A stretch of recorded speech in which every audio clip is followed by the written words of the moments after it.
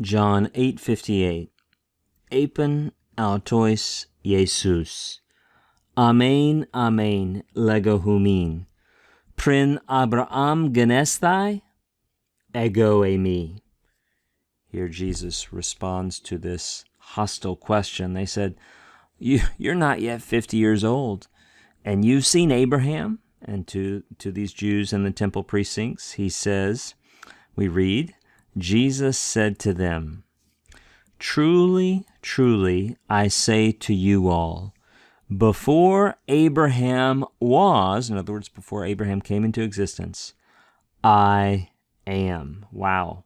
Right, what a clear and direct allusion to the divine name in Exodus 3:14, and we read in the next verse that the Jews took up stones to stone him.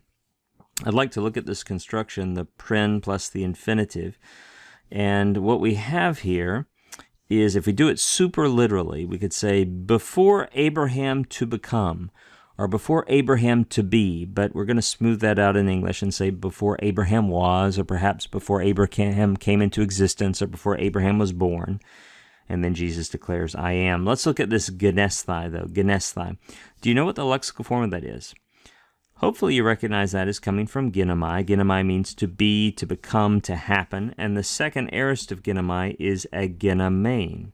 So a genomein would be I became, I happened, I came on the scene.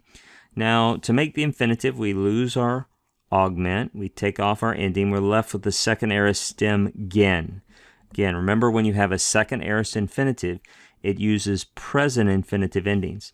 So this ending right here is actually a present middle infinitive ending, but we're using it on a second aorist stem, so it makes it a second aorist middle infinitive, a second aorist middle infinitive. To become, to happen, to come on the scene, and then we just have the ending here, esthai.